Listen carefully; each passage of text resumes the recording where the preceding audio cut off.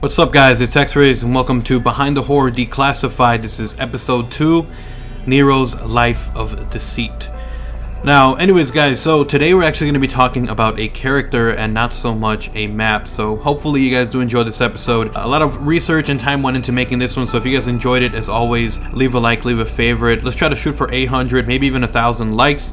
And of course, if you guys are new, if you want to stay up to date with all the latest and greatest news and info, then of course make sure to subscribe. Lastly, if you guys want to have access to all of my videos earlier than everyone else, you guys can do so by signing up to be a patron of mine. You guys can find a link to that in the description below. Anyways, let's go ahead and jump straight into it. So this was actually found by a lot of people working together. So the community, started researching into the characters, and they found out that Nero's last name is actually Nero Blackstone. And more research and time went into it, and eventually they found out who Nero was actually based off, or who he could possibly have been based off. And the similarities are actually quite mind-blowing.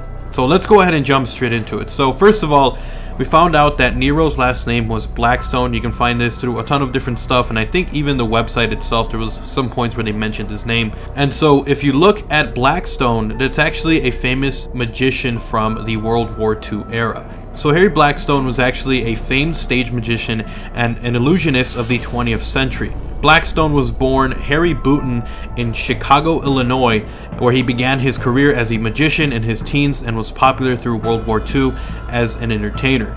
It was often billed as the Great Blackstone. His son, Harry Blackstone Jr., also became a famous magician. Blackstone was in the model of courtly, elegant predecessor magicians like Howard Thurston and Harry Keller, and the last of that breed in America. He wore wide ties and tails when performing. His sawing a woman in half involved an electric circular saw, some 3 to 4 feet in diameter, mounted on a swing-down arm. Blackstone demonstrated the efficiency of the device by sawing noisily through a piece of lumber. Then a female assistant was placed on the saw table in full view, as wide metal restraints were clamped upon her midsection. The blade whirled and appeared to pass through her body as the ripping sounds were heard. When the blade stopped, she of course rose unharmed. And if you actually look at the Shadows of Evil image, one of the official ones, you can see this circular saw blade to the right of the image. Blackstone is also very much known for his vanishing birdcage trick, in which he would let people of the audience, including children, come up there and be part of the stage act. And you can actually see these bird cages as well in the image if you look at the image closely. Apart from this, Nero from Black Ops 3 Shadow of Evil also has a lot of different images showcasing him with little imps or little kind of devil characters on his shoulder whispering to him.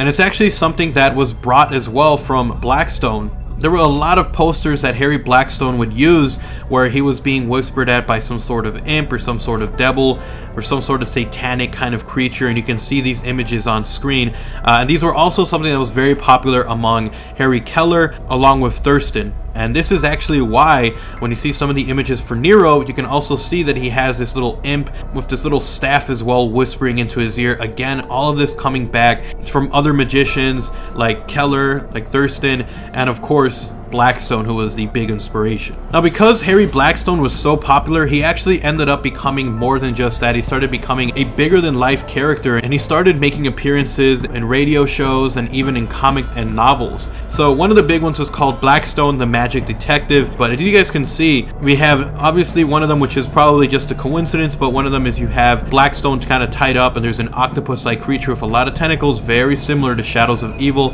And then there's a lot of this represented throughout some of the work. Now, apart from that, there was actually another short one that was written called The Shadow. So again, The Shadow, Shadows of Evil, it's all kind of connecting together. And The Shadow is a collection of serialized dramas, originally in 1930s pulp novel and then in a wide variety of media. So this was actually ghost written by one of Harry Blackstone's friends who was writing these stories. And then finally, you guys can see a ton of them all lined up together of the different books.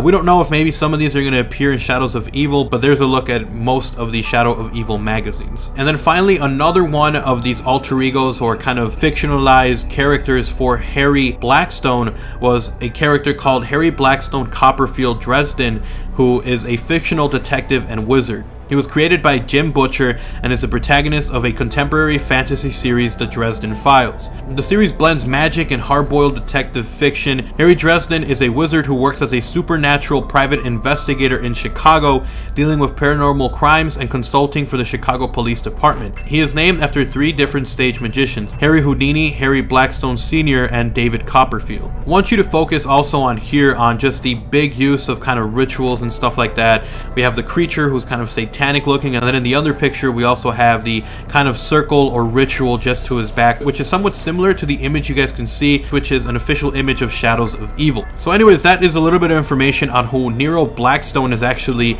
based off. I thought this would be a really awesome and informative episode of Behind the Horror. Normally Behind the Horror is a very kind of creepy, scary atmosphere, but in this case it was a lot more information and who it was actually based off of, and I thought it would be a really interesting episode for you guys, especially since Black Ops 3 is coming in about a month. So anyways guys, thank you guys so much for watching this episode of Behind the Horror. If you guys enjoyed it, as always, leave a like, leave a favorite. It does get the content out there and it is very much appreciated. Once again, let's try to hit 800, maybe even 1,000 likes. Share it around. It does help me out and it helps the video as well. And of course, if you guys are new, if you enjoy content like this, if you want to see more like it in the future, then of course make sure to subscribe so you guys don't miss any videos. We're gonna have a ton more once Black Ops 3 is out and even leading up to the release.